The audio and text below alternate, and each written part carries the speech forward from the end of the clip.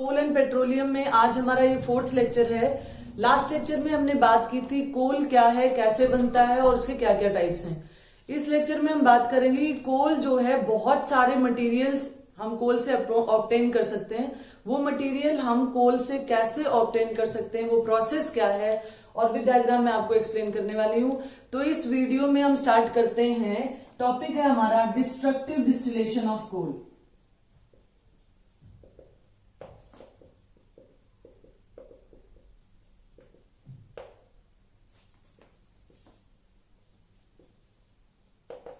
अभी मैंने आपको बताया कोल क्या है, फॉसिल फ्यूल है, लेकिन कोल में भी बहुत सारे कंपोनेंट्स पाए जाते हैं जिनके अलग अलग यूजेस हैं।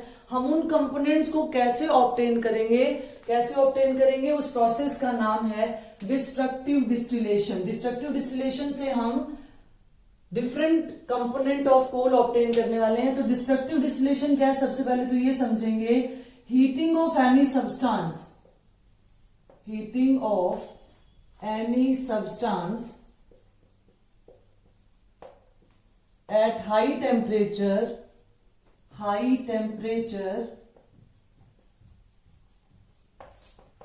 in the absence of air। Air की एब्सेंस में किसी भी सब्सटेंस को हीट करना हाई टेम्परेचर पर क्या कहलाता है, डिस्ट्रक्टिव डिस्टिलेशन कहलाती है।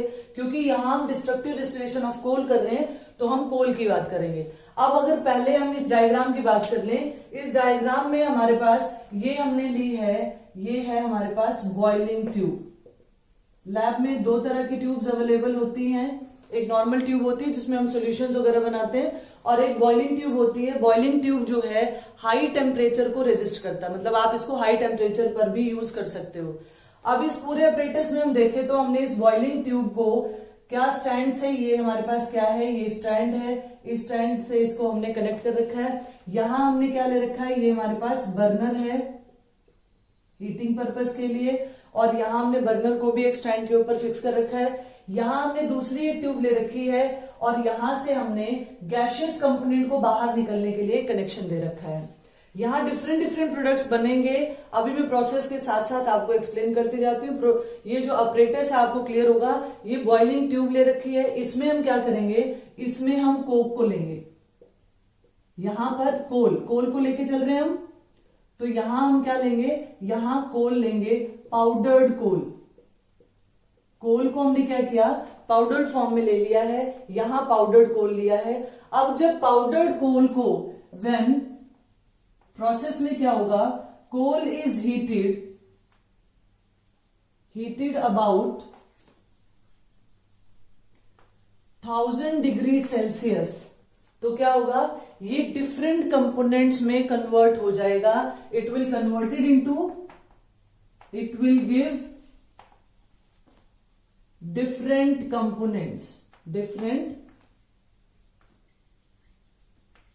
कंपोनेंट्स। जैसे हमें डिफरेंट कंपोनेंट्स इसमें मिलने वाले हैं, कोक, कोलतार, अमोनिकल लिक्वर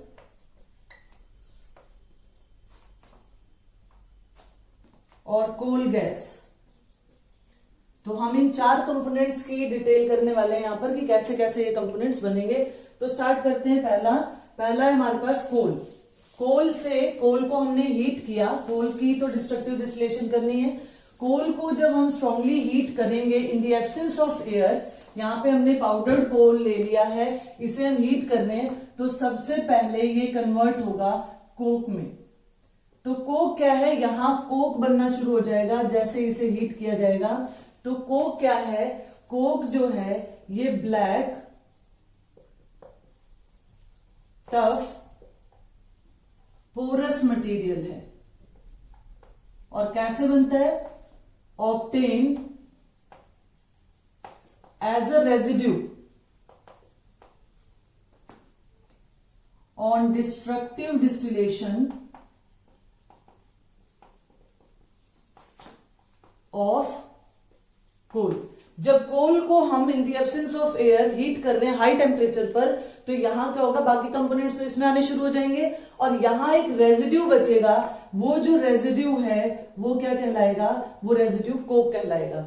अब बारी आती है इस कोक का यूज क्या है, इस कोक का यूज क्या है। तो यूज की अगर हम बात करते हैं तो it is used as reducing agent in metallurgical process।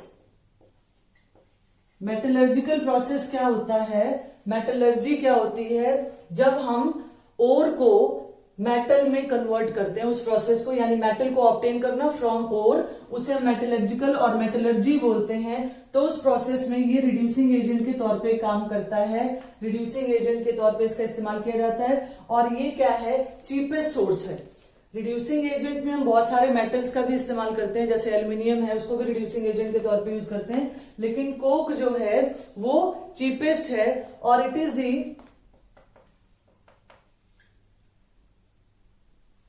Pure form of carbon.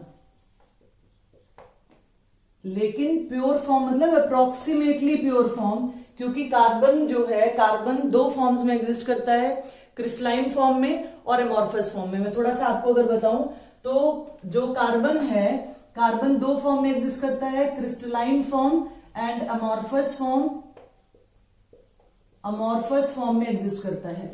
Crystalline form क्या होती है, जब रेगुलर अरेंजमेंट होती है, रेगुलर अरेंजमेंट होती है, जो एटम है, जो आयंस हैं, उनकी रेगुलर अरेंजमेंट होती है, उसे क्रिस्टलाइन फॉर्म कहते हैं। अमॉर्फस फॉर्म क्या होती है, जब इररेगुलर अरेंजमेंट होती है, इररेगुलर अरेंजमेंट होती है तो उसे हम अमॉर्फस फॉर्म कहते हैं।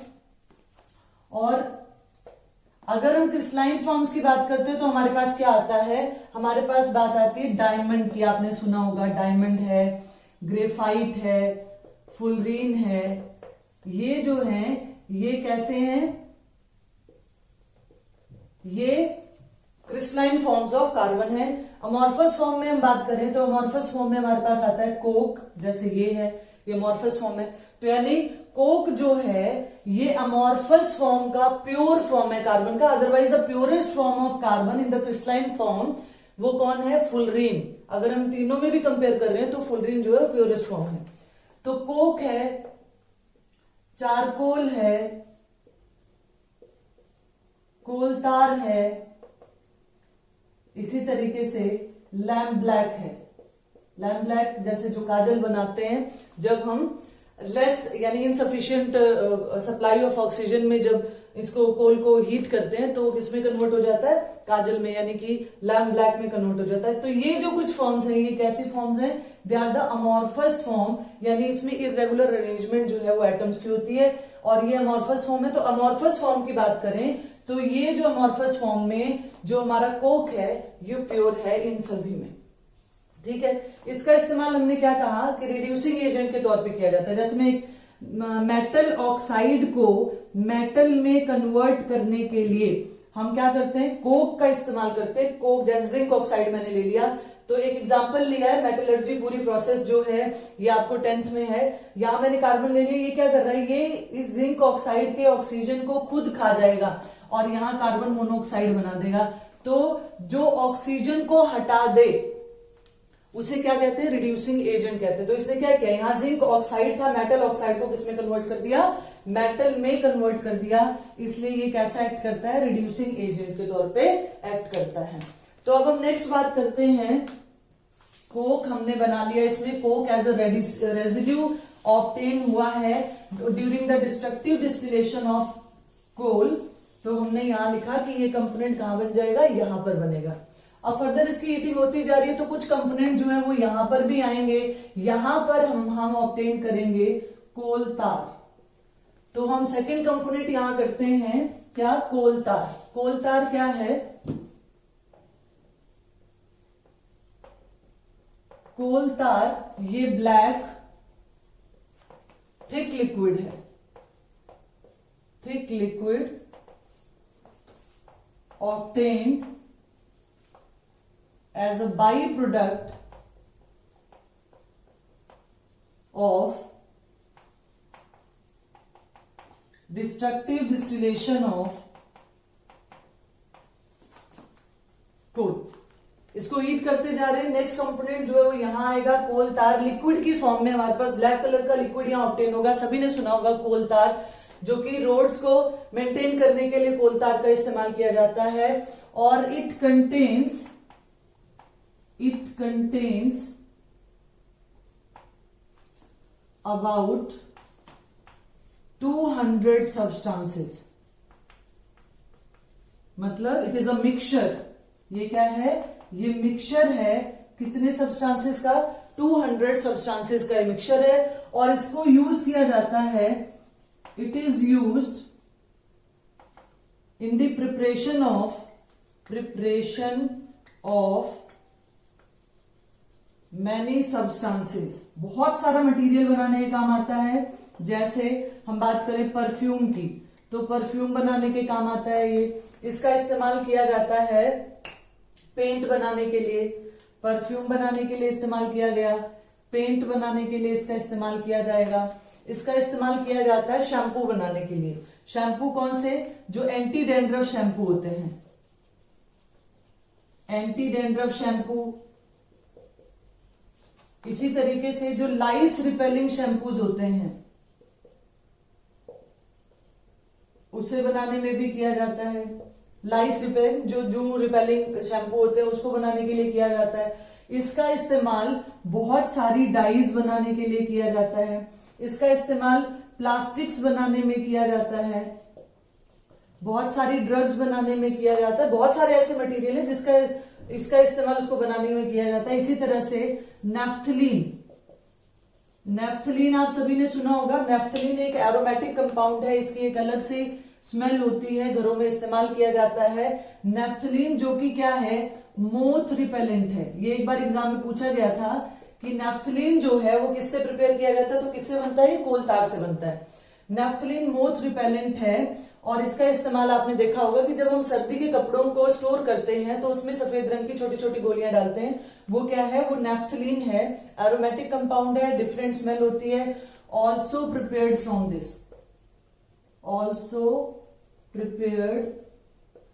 दिस। और भी बहुत सारे मटेरियल जो है इससे बनते हैं। रोड मेंटेनेंस में काम आता है। It is also use in road maintenance में काम आता है। बट नाउ बिटुमिन जो है वो क्या है? पेट्रोलियम प्रोडक्ट है। जब हम पेट्रोलियम की डिस्टिलेशन करेंगे तब देखेंगे petroleum product is used in place of coal tar. Coal तार का इस्तेमाल आपने देखा है। कोल तार का इस्तेमाल ब्लैक थिक लिक्विड का इस्तेमाल कहां किया जाता है? इसको रोड मेंटेनेंस में किया जाता है। लेकिन आजकल जो है बिटुमिन, जो कि पेट्रोलियम प्रोडक्ट है, हम देखेंगे उसमें पेट्रोलियम की डिस्टिलेशन में बिटुमिन बनते हुए उसको यूज किया जाता है रोड की मेंटेनेंस में। तो सिंपल सी बात है, कोल तार कैसे बनता है? ये क्या है? ब्लैक थिक लिक्विड है। कोल तार हमारा कहां ऑब्टेन्ड हुआ? ये यहां पर ऑब्टेन्ड हुआ। और डिस्ट्रक्टिव डिस्टिलेशन से बना। It is a mixture of 200 substances. और हमने क्या कहा? इसको बहुत सारे मटेरियल्स बनाने के काम आता है, बहुत सारे प्रोडक्ट्स बनाता है ये। इससे परफ्यूम बनते हैं, पेंट बनते हैं, प्लास्टिक्स बनते हैं, बहुत सारी दवाइयां बनती हैं, इससे डाइज भी बनती हैं, एंटी डेंड्रफ और जो लाइस रिपेलिंग शैम्पूज हैं वो भी बनाए जाते हैं, और बहुत सारा प्रोडक्ट्स और भी बनते हैं इससे। तो बहुत यूजफुल है कोल तार। नेक्स्ट अगर हम प्रोडक्ट की बात करें जो कि ऑब्टेन्ड होता है by the destructive distillation of coal, तो वो जो है अमोनिकल लिक्वर। मैंने आपको जब कोल करवाया था तब मैंने आपको कहा था कि कोल जो है, कोल इज अ मिक्सचर। कोल में क्या क्या है? कोल में कार्बन है, हाइड्रोजन है, इसी तरह से ऑक्सीजन है, और साथ के साथ नाइट्रोजन और सल्फर की भी अमाउंट पाई जाती है। तो इसमें और क्या, थर्ड प्रोडक्ट की बात करें तो हम बना रहे हैं इसमें अमोनिकल लिक्वर बनता है इसमें। अब अमोनिकल लिक्वर कहां ऑब्टेन किया जाता है? यहां ऑब्टेन होता है। यहां पर हमारे पास बनेगा अमोनिकल लिक्वर। अमोनिकल लिक्वर क्या है? अमोनिकल लिक्वर अमोनियम हाइड्रोक्साइड को बोलते हैं, जो कब बनता है? जब अमोनिया और वाटर मिलते हैं, अमोनियम हाइड्रोक्साइड बनता है। तो ये अमोनियम लिक्विड जो है ऑब्टेन किया जाता है, इससे पता चल रहा है कि कोल में नाइट्रोजन कंपोनेंट भी होता है। तो अमोनिकल लिक्विड इसका क्या किया जाता है, व्हेन अमोनियम हाइड्रोक्साइड, मैंने यहां नाम लिख दिया ताकि आपको फॉर्मूले से ये कंफ्यूजन ना हो, इज ट्रीटेड विद, इसका जब रिएक्शन करवाते हैं सल्फ्यूरिक एसिड के साथ, is treated with sulphuric acid क्या है, H2SO4, जिसे हम किंग ऑफ केमिकल्स कहते हैं, then it forms ammonium sulphate. तो ये क्या बनाता है, ये अमोनियम सल्फेट बनाता है, NH4 का ट्वाइस SO4, ये इसका फॉर्मूला है, which is used as fertiliser. बहुत सारे फर्टिलाइजर्स में अमोनियम सल्फेट होता है। अमोनियम सल्फेट कैसे बनाया जाता है, अमोनियम हाइड्रोक्साइड, अगर मैं रिएक्शन की बात करूं तो अमोनियम हाइड्रोक्साइड और सल्फ्यूरिक एसिड के रिएक्शन से ये इसके साथ और ये इधर आ जाएगा, तो ये मेरे पास बन गया अमोनियम सल्फेट प्लस वाटर। तो ये मेरे पास बन गया अमोनियम सल्फेट। और अमोनियम सल्फेट का यूज कहां किया जाता है, it is use in the formation of so many fertilisers. ठीक है, तो एक प्रोडक्ट और हुआ हमारा। अब लास्ट प्रोडक्ट की इसकी बात करते हैं। तो लास्ट प्रोडक्ट हमारे पास क्या बना, कोल गैस। हमने यहाँ पर एक इक्विपमेंट प्रोवाइड कर रखा है गैस मटेरियल को ऑब्टेन करने के लिए, तो यहाँ क्या बनेगा, कोल गैस। गैशियस कंपोनेंट है, गैशियस सब्सटेंस है जो कि ऑब्टेन किया जाता है during destructive distillation of coal में। तो फोर्थ जो इसका कंपोनेंट है वो हमने कहा कोल गैस। क्या है ये, gaseous component obtain during destructive distillation है, और it is a mixture of किसका मिक्सचर है ये मिक्सचर है हाइड्रोजन का, hydrogen, methane and carbon monoxide. Carbon monoxide formula H2CH4 is methane, carbon monoxide is this. It has a unpleasant odor. अजीब सी smell होती है ये, अनप्लीजेंट ऑर्डर होता है इसका, स्मेल जो है बहुत अजीब होती है इसकी, क्योंकि इसके जो कंपोनेंट है मीथेन और कार्बन मोनोऑक्साइड है, जिससे अजीब सी स्मेल आ जाती है इसमें। इट इज यूज, अब इसकी यूज की बात करें तो it is used as a fuel in many industries. इसको एज अ फ्यूल हम इस्तेमाल करते हैं बहुत सारी इंडस्ट्रीज में। तो कोल गैस जो है वो कहां से ऑब्टेन किया गया, यहां से गैशियस मटेरियल बनेगा। गैशियस मटेरियल जो है ये ऊपर की तरफ यहां जाएगा, यहां से एस्केप आउट होगा, यहां से कलेक्ट कर लिया जाएगा। कोल गैस जो है वो क्या है, गैशियस कंपोनेंट है जो कि डिस्ट्रक्टिव डिस्टिलेशन में बना, और ये किसका मिक्सचर है, हाइड्रोजन का, मीथेन का, कार्बन मोनोऑक्साइड का। इसकी अनप्लीजेंट ऑर्डर होता है, स्मेल जो है अजीब सी है इसकी, और ये बहुत सारी इंडस्ट्रीज में फ्यूल के तौर पे इस्तेमाल किया जाता है। अब इसी टॉपिक में मैं आपको बताती हूँ कि जो कोक बना है हमारा, कोक का हमने कहा कि वो मेटलर्जिकल प्रोसेस में इस्तेमाल किया जाता है। कोक से कुछ गैशियस कंपोनेंट भी ऑब्टेन किए जाते हैं। Gaseous components obtain from Coke. हम कोक की बात कर रहे हैं, कोल की बात नहीं कर रहे हैं। कोक बन चुका, यहां पे कोल तार बन गया, अमोनिकल लिक्विड बन गया, कोल गैस बन गया, और ये जो प्रोसेस है ये क्या थी, डिस्ट्रक्टिव डिस्टिलेशन ऑफ कोल, जो आपको समझ आ गया होगा। अब यहां कोक जो है, when Coke is treated with, Coke को हम ट्रीट करते हैं, ट्रीटेड विद स्टीम।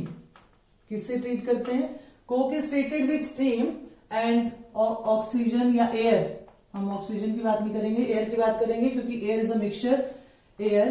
तो दो तरह की गैसेज कंपोनेंट्स, दो तरह के गैसियस मिक्सचर बनते हैं। वेरी इंपॉर्टेंट, ये बहुत इंपॉर्टेंट है, कॉम्पिटिटिव बेसिस पे भी और वैसे भी पूछा जाता है। अब पहला हम कंपोजिशन देखते हैं। तो जब हम कोक को, ये हमारे पास कोक है और हमने इसको स्टीम से रिएक्ट करवा दिया, मैंने गैशियस फॉर्म लिख दिया, तो water in the gaseous form is steam.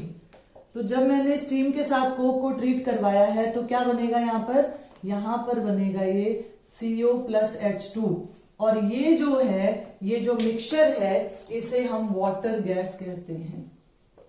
Water gas, तो पेपर में पूछा जाता है वाटर गैस का क्या फॉर्मूला है, CO प्लस H2।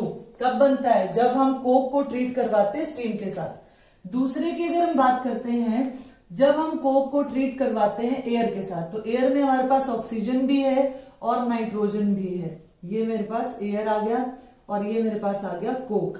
तो क्या बनेगा, ये बनेगा CO प्लस N2। ये जो है CO प्लस N2 नाइट्रोजन और कार्बन मोनोऑक्साइड का जो मिक्सचर है इसे हम कहते हैं, इसका नाम है बेटा प्रोड्यूसर गैस। प्रोड्यूसर गैस, ये भी इंपॉर्टेंट है। प्रोड्यूसर गैस की कंपोजिशन आती है पेपर में, और अगर हम एग्जैक्टली इसका प्रोपोर्शन की बात करें तो यहाँ 2 आएगा, यहाँ 4 आएगा, और यहाँ पर क्या आ जाएगा 2, और यहाँ पर भी क्या आ जाएगा 4। अदरवाइज CO प्लस N2 भी आप लिख देते हो तो मोर देन सफिशिएंट है, उसको हम प्रोड्यूसर गैस कहते हैं, इसको हम वाटर गैस कहते हैं। और इनका इस्तेमाल क्या है, बोथ ऑफ दीज, इनका इस्तेमाल क्या है, both of these gaseous mixture are used as a fuel in industries। इनका इस्तेमाल क्या किया जाता है, वाटर गैस हो चाहे प्रोड्यूसर गैस हो, इसका इस्तेमाल किया जाता है फ्यूल के तौर पर इंडस्ट्रीज में। तो सिंपल है, CO प्लस H2 हमारे पास क्या आएगा, CO प्लस H2 आएगा वाटर गैस, और जो CO प्लस N2 है ये हमारे पास आई प्रोड्यूसर गैस। इसकी कंपोजिशन जो है पेपर में आती है, कैसे बनाया जाता है ये भी पूछा जाता है। तो इस पूरी वीडियो में मैंने आपको एक्सप्लेन किया है डिस्ट्रक्टिव डिस्टिलेशन ऑफ कोल से। हमने बहुत सारे कंपोनेंट्स बनाए, कोल बनाया, कोल तार बनाया, अमोनिकल लिक्विड बनाया, कोल गैस बनाया, और 2 कंपोनेंट्स की हमने और बात की, यहाँ 2 गैसियस मिक्सचर की और बात की है जो कि कोक से प्रिपेयर किया जाता है। नेक्स्ट वीडियो में हम बात करेंगे पेट्रोलियम की डिस्टिलेशन की, पेट्रोलियम कैसे बना, उसके क्या क्या कंपोनेंट्स हैं, किस तरीके से उसको हम ऑब्टेन कर सकते हैं, फ्रैक्शनल डिस्टिलेशन की बात करेंगे। आई होप ये वीडियो आपको अच्छी लगी होगी। अगर ये वीडियो आपको पसंद आई हो तो ज्यादा से ज्यादा इसे शेयर करें, लाइक करें, और न्यू व्यूअर्स सब्सक्राइब करना ना भूलें। Thank you, have a nice day.